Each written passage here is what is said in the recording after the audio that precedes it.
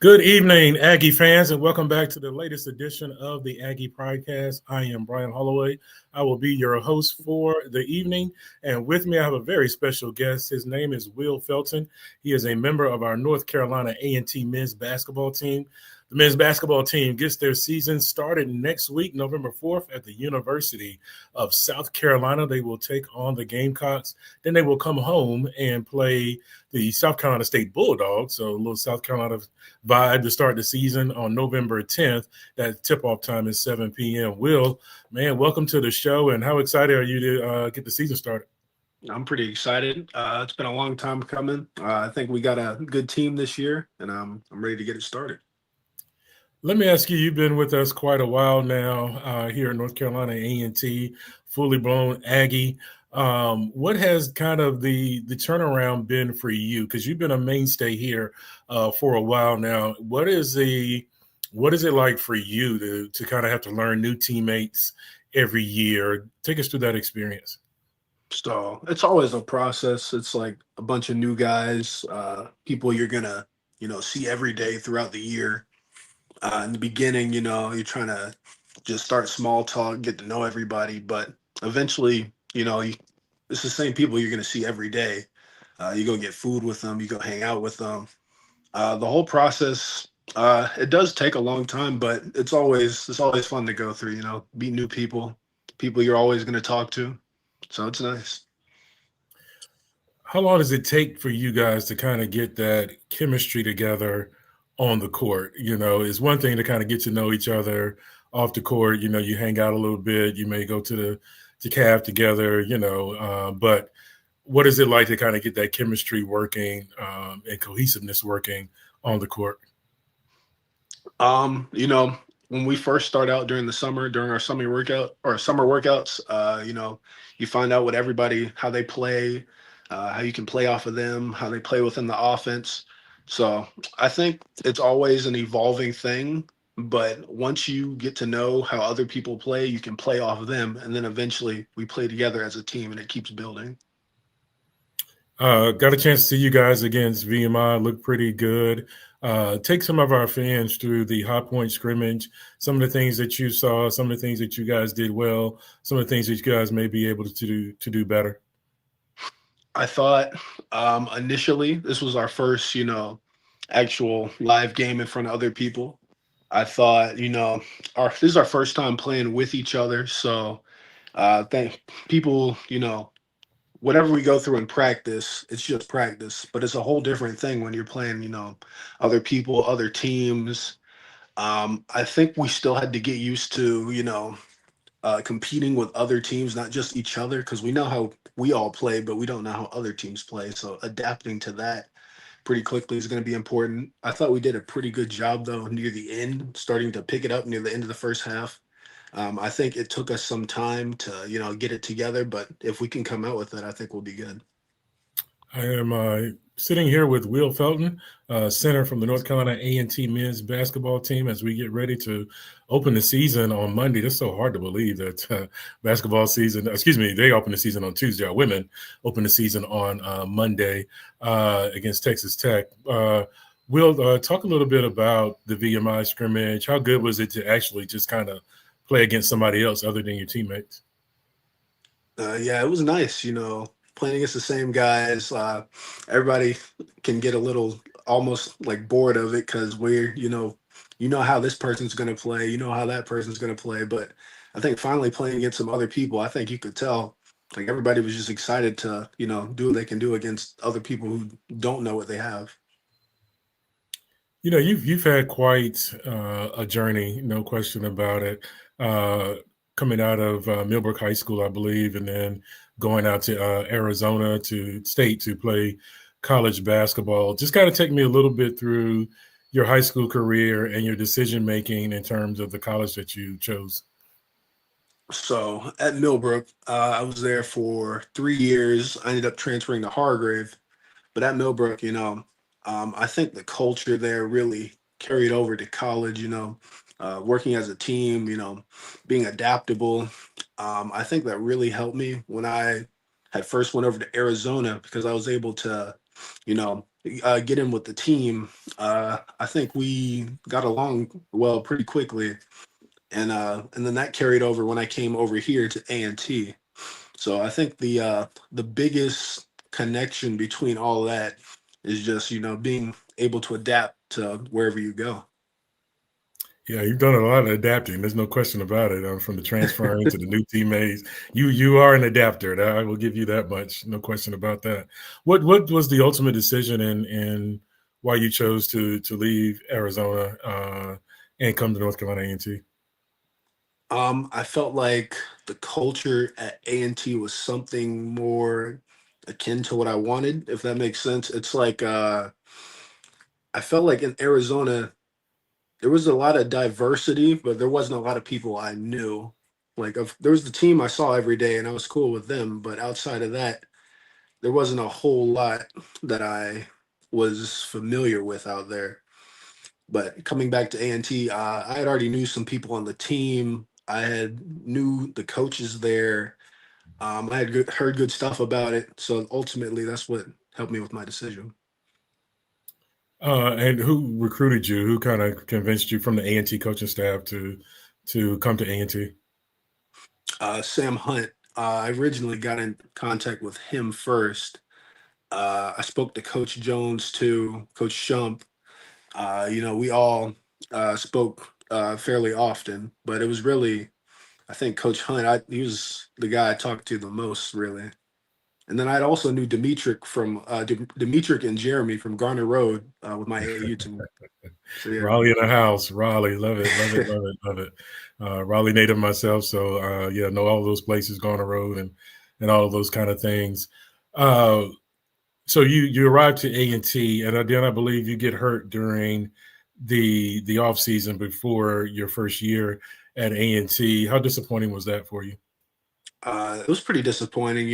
It was like, I think maybe a month before we actually started or were about to play.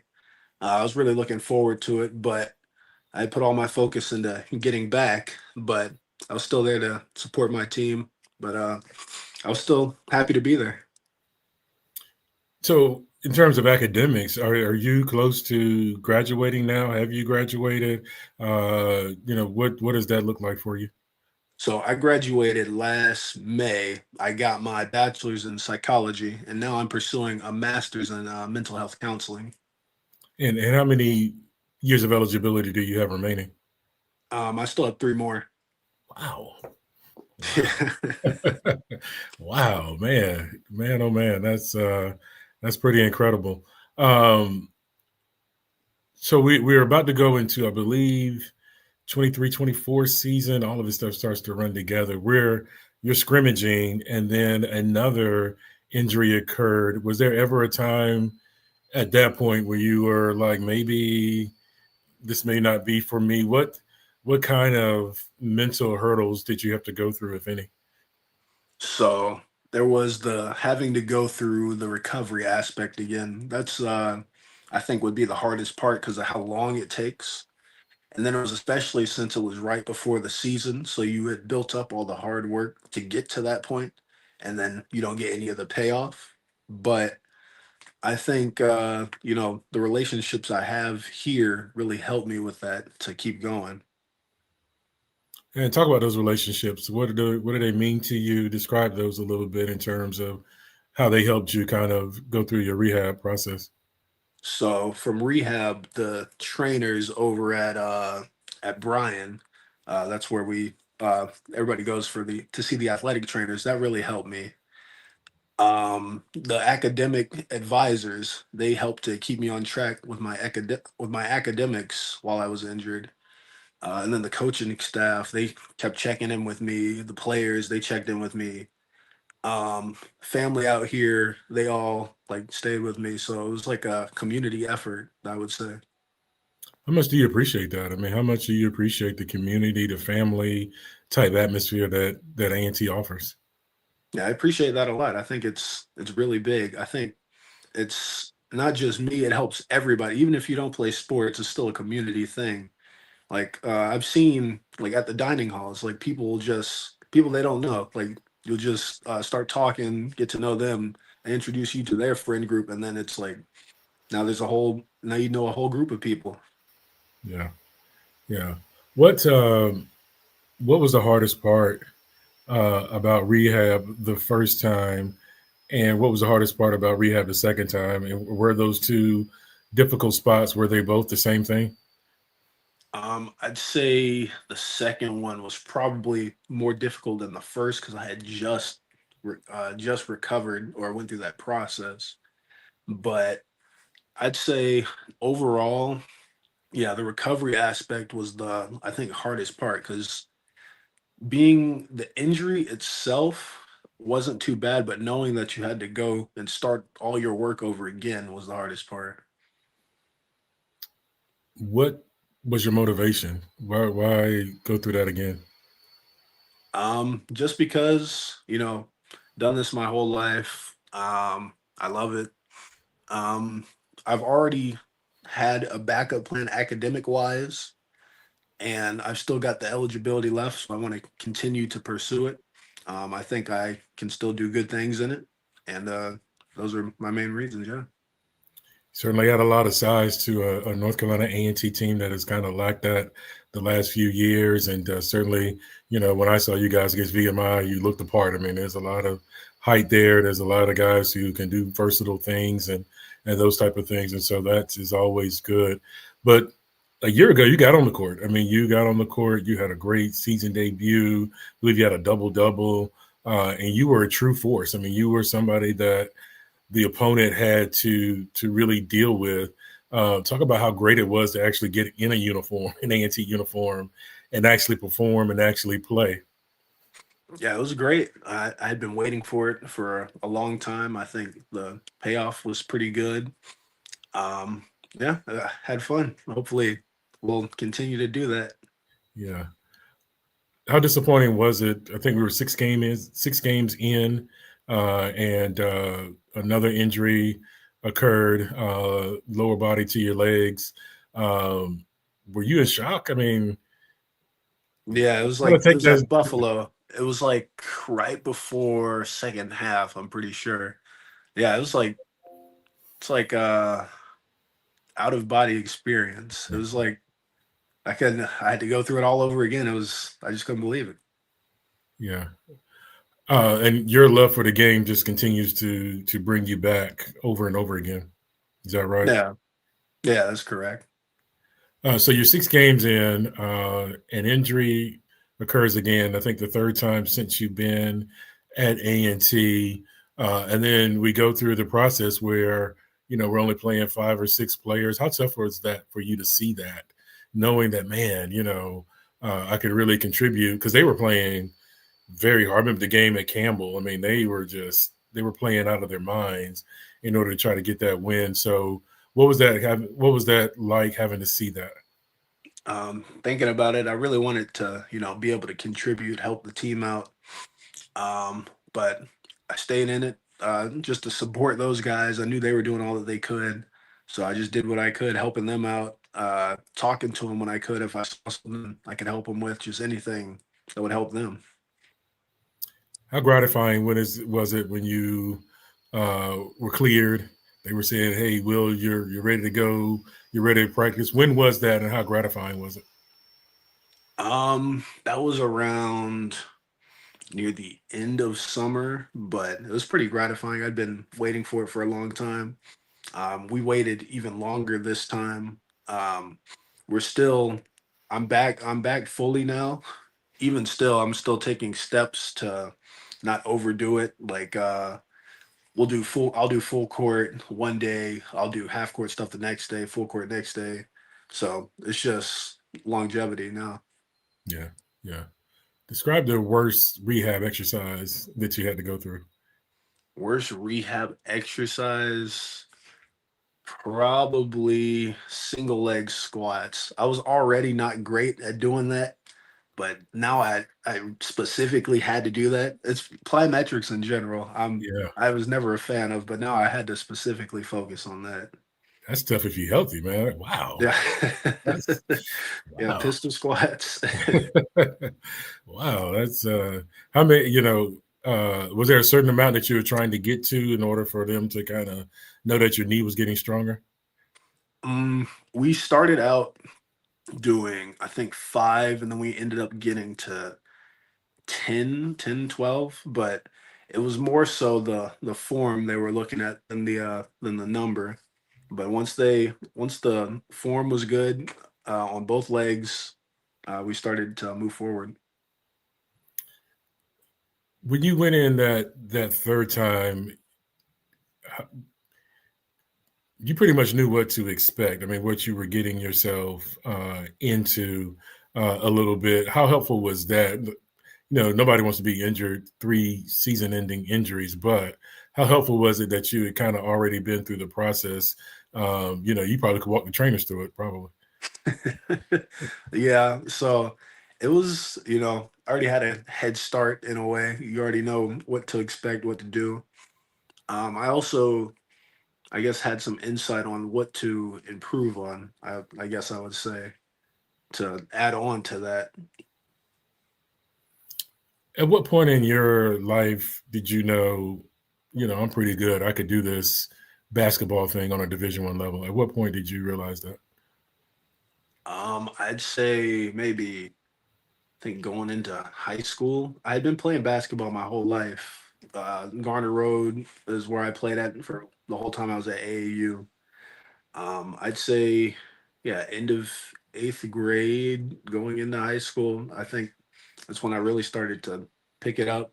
Uh, I was already tall for the majority of my life, but when I had gotten into 8th grade, I think that's like when I like really hit a growth spurt.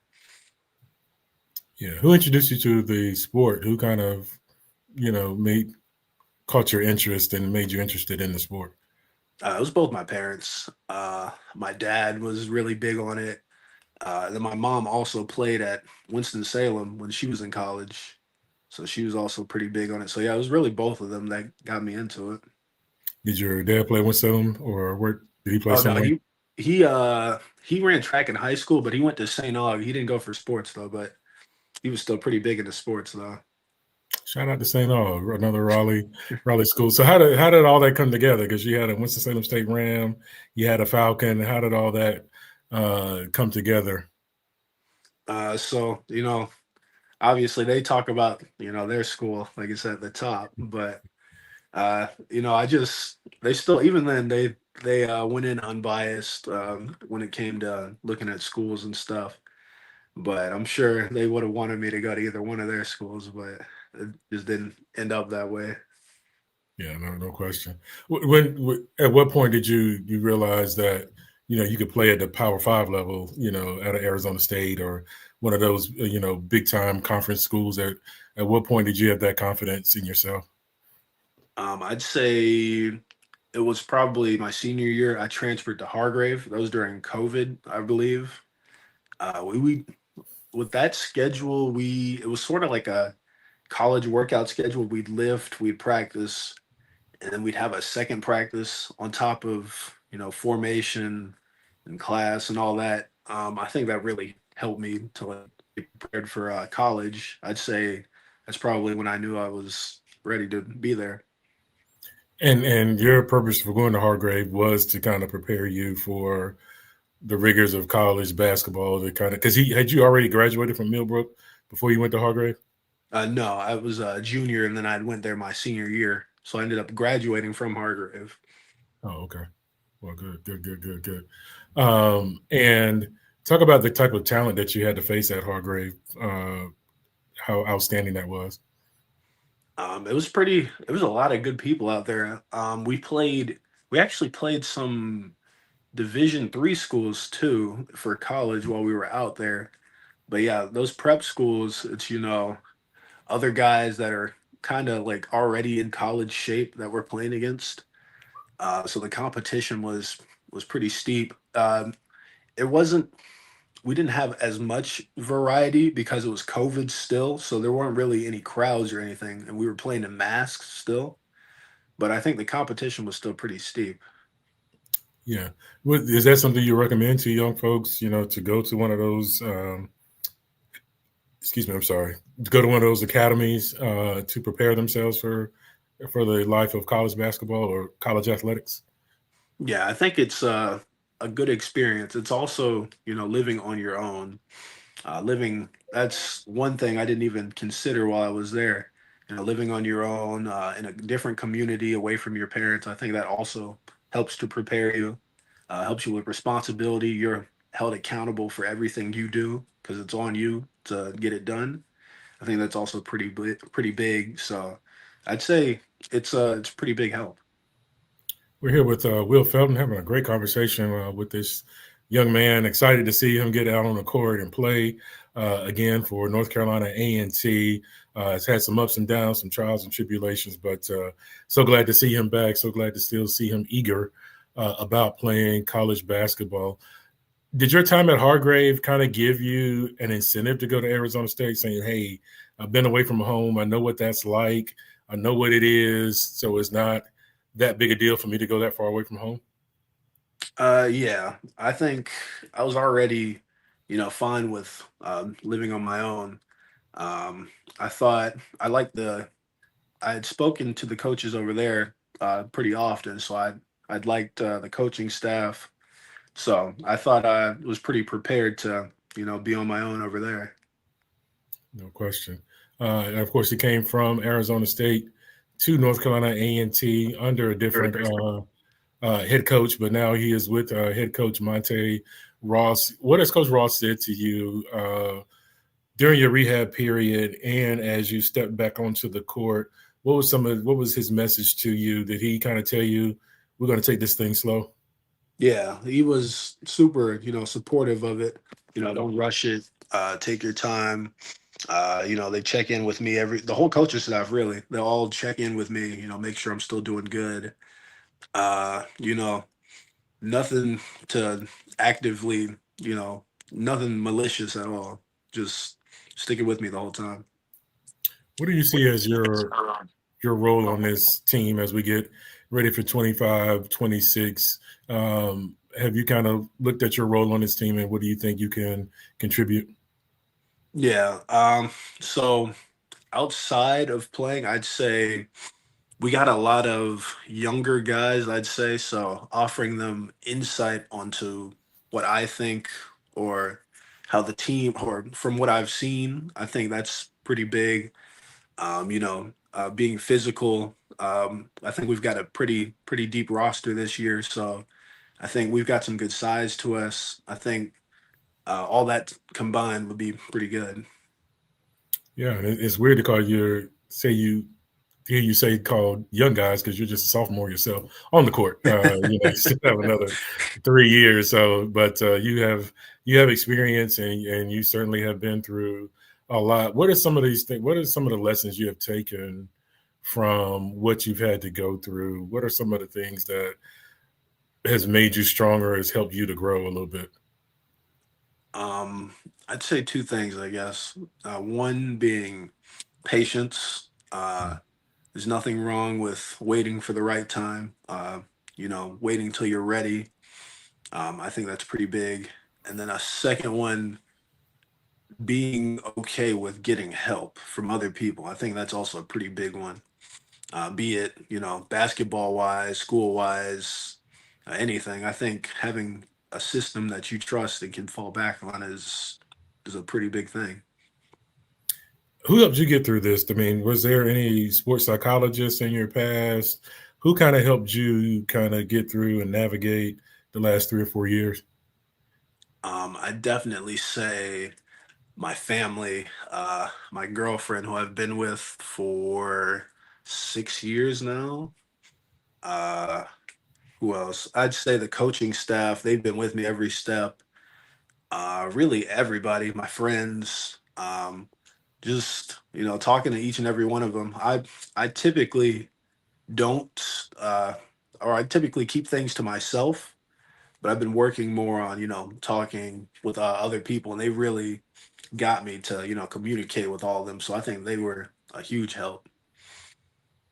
What were some of the things you felt like you needed to communicate verbally just to kind of get it off you, just to kind of remove the stress, remove the anxiety of some of the things that you had to go through?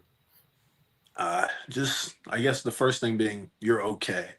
this is not the end of the world. You got time. You have a plan to fall back on anyways, even if this is not what you're gonna do. And then having self-confidence. I really do believe I can add a lot to the team. I really do believe that I'm back to being healthy again. And I think just having a positive mindset was the biggest thing. Yeah, and how important is it to kind of have some bigs in the rotation, some that can come off the bench to kind of bolster rebounding and defending and all those kind of things. I mean, just how big is that for this team having that this year? Yeah, it's pretty huge. I think being able to have, other guys to not just have to rely on one person, but having a whole group of guys is really a pretty big thing. It really helps, not only that, the guards are also pretty big as well. So having everybody just able to be physical and get boards is really going to help us this year. Besides you, who are some of the other leaders on this team? Other guys who are able to kind of give some guidance to some of these younger guys. I'd say definitely Jalal Mackay. He's always been like, you know, the guy that brings everybody together. He'll be the first one to speak up. Uh, that's always been his thing. Bryson too. He's been here as well. He'll walk the guys through it, talk to them. Another guy, KJ. He's an older guy, like me. Well, I say older. He's not that much older, but he's a graduate as well. So he'll talk the guys through whatever he's thinking. He'll voice his opinions. But yeah, I think we got some good people to talk to this year. How old are you, Will, if you don't mind me asking? 22 now, 23 in January. Okay, okay. What's the key to a 6 year relationship, man? That's pretty good. What's the relationship advice for those who are struggling? I would say communication is huge. No question about it. We're here with Will Feldman. He is a center on the North Carolina A&T men's basketball team. Season gets underway next week. Can't wait. Robin Campbell, who joined us, said she's looking forward to some great games, and certainly this is a great conversation. And how excited are you about the season? Let me just ask you that. I mean, how Yeah, excited? I'm Yeah, excited. I'm are ready you? for it. Yeah, yeah. What is the expectation for the team this year? A couple of rough years. So, what is the expectation as you guys kind of get this thing underway? Some HBCUs are on the schedule.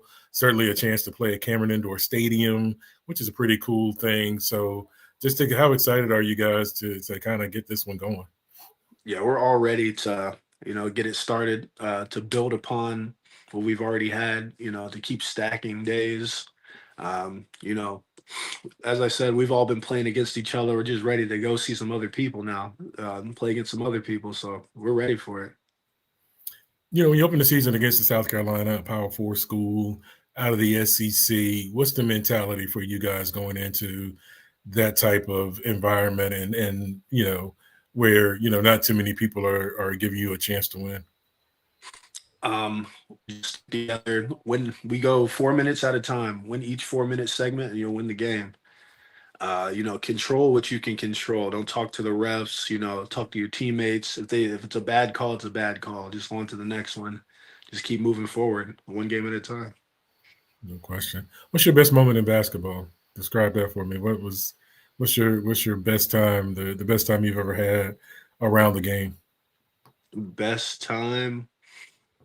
Um, I'd say maybe high school when I think I had 2,000 points my junior year. I think I was top five for our scoring there at all time. I think that was pretty cool. I didn't know they were gonna like celebrate it. I just thought it was like another day, and they kind of surprised me. That's pretty good. 2,000 is a lot of points in 3 years. Yeah. Yeah, that's pretty amazing. Um, who's your stiffest competition in high school when you were at Millbrook? Do you think, in terms of just a player? Like a single player. Um, let's see. Probably I'd say Jalen McCoy. He's probably the first person like like when I was defending him, I kept second guessing what he was going to do. I think that was the first person that I've ever had that like against. That was like the first time for that. Where did he end up? Jalen McCoy, I forget, but he just won a championship at the team he's on right now. It slips my mind right now though. All right. Shout out to Jalen McCoy. Gave him a little bit of a challenge there. Who was the toughest team that you had to face? Probably it was like the John Wall tournament. We played like Mount Verde. I think they had like three NBA players on their team. I think they had Cade Cunningham, Wow. Scotty Barnes, Dayron Sharp. It was like I think that was probably the toughest team I played. Wow. Wow. That's good, man. How cool is it to know that you've had to play? You got a chance to play against some pros before they were pros. It's been pretty cool. At Garner Road, we had also they brought in overseas guys that we'd play against too. So I had seen them throughout, but it's still cool to get to see all the different play styles, how advanced their game is from all the different places they've been to, not just the NBA, just like from an overseas standpoint as well. It's pretty cool. Outstanding, outstanding. Will Felton is joining us here. Such a wonderful journey. He, but he just comes into a place with just such a great attitude, a good, you can never tell that he's been through all that he's been through. Kind of where does that come from you? Where does that stem from? That positivity that you bring to each and every situation. I try to, do the best you can with what you've got. Whatever it is, that's just how it is. I try not to be too negative. I believe, it's good to look back sometimes, but I don't think being negative necessarily is good for anybody, being whether that be your community or for yourself. So I try to, push forward. If something's not going right, have something, whatever you can control go right. So I think it's been a pretty big thing. Yeah, you could have very easily felt sorry for yourself, but you didn't. You just kind of kept getting back on the horse and just kept kind of going and going on. And how gratifying is that you didn't give up, that you kept going? It feels good, it's been a lot of stuff happening, but I think that mindset has really been helping me. And I think that's something that will help me not just in basketball, but in any future career that I may have. No question. And then what do you want to do 5, 10 years from now? Maybe the basketball career is over. Where do you see yourself? I want to eventually become a mental health psychologist or mental health counselor. I want to go into that field. I'm not sure specifically if I want to try to become like a therapist and get my own firm, or if I want to become a sports psychologist or something like that. But I want to start heading into that direction eventually at some point. I'll tell you what, Dr. Felton, you have quite a story to tell to all your patients. Man. I'll tell you that much. Like you're already a motivating factor to them for whatever they might be having to go through. Even if you decide to go into sports psychology, you certainly have a story to tell. What would be your advice to anyone who is going through a rehab situation from a serious injury? What would be your advice for them? Remembering that it's not just you going through it. There's other people that have gone through something similar, and that you know, staying with the process, staying positive, you can create. There's a light at the end of the tunnel. You just got to keep working. Wow. Wow. You're already ready, man. You're Yes, already sir. ready. Dr. Felton, I can kind of see it in your future there, man. But thank you for joining us. You have been great. We're looking forward to the season. We're looking forward to seeing you play, cheering you on, and just praying for your safety in all aspects of what you do. And we really appreciate the fact that you came to Aggie Land, you came here, you got your degree, and you seem to be doing fantastic for yourself. And just bringing an air of positivity is always great. Anything you want to close on? Thank you for bringing me on to this. I really appreciate it. Shout out to Winston, one of the managers on the team. He's always working. Really, all the managers, Nas, all of them. I really appreciate them. Uh, but yeah, I'm just happy to be here. Thank you. No doubt. Shout out to Nas, always handing over the information for me and helping me out. And no question about it, he's a gem. So shout out to him and shout out to men's basketball. Looking forward to seeing it. Will, have a great night, man. We'll talk to you later. See ya. Thank you. Bye.